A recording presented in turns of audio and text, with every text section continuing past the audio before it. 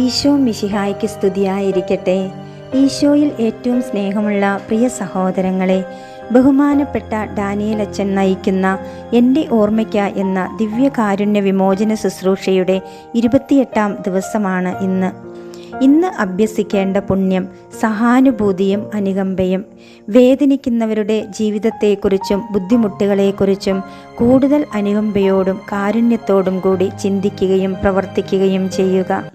ഇന്ന് ഉപേക്ഷിക്കേണ്ട തിന്മ സ്വാർത്ഥത നിറഞ്ഞ ജീവിതം.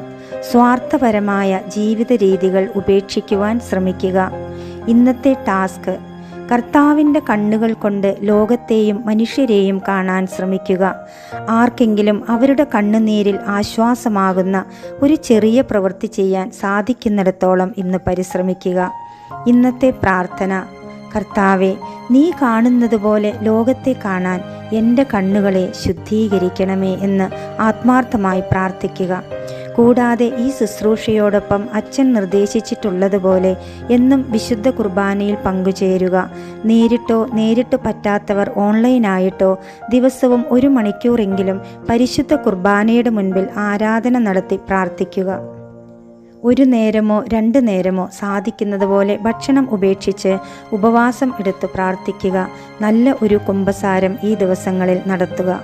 പൂർവികർക്ക് വേണ്ടിയുള്ള കുടുംബവൃക്ഷ വിടുതൽ പ്രാർത്ഥന ദിവസവും ചൊല്ലുക.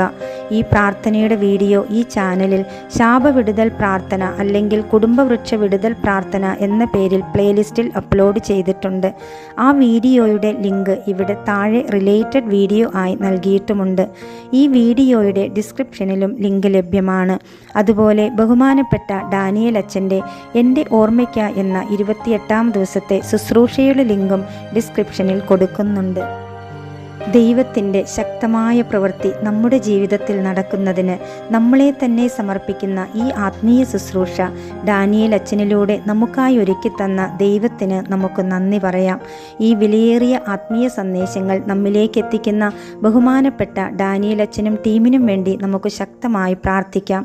ഇനിയുള്ള ദിവസങ്ങളിലും തീക്ഷ്ണമായ പ്രാർത്ഥനയിലും ദൈവകൃപയിലും ആശ്രയിച്ച് മുന്നോട്ടു പോകുവാൻ ഈ ശുശ്രൂഷയിൽ പങ്കെടുക്കുന്ന എല്ലാവർക്കും കഴിയട്ടെ എന്ന് ആശംസിക്കുകയും പ്രാർത്ഥിക്കുകയും ചെയ്യുന്നു.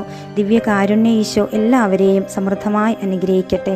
പരിശുദ്ധ പരമ ദിവ്യകാരുണ്യ ഈശോയ്ക്ക് എന്നേരവും ആരാധനയും സ്തുതിയും പുകഴ്ചയും ഉണ്ടായിരിക്കട്ടെ. ആമേൻ.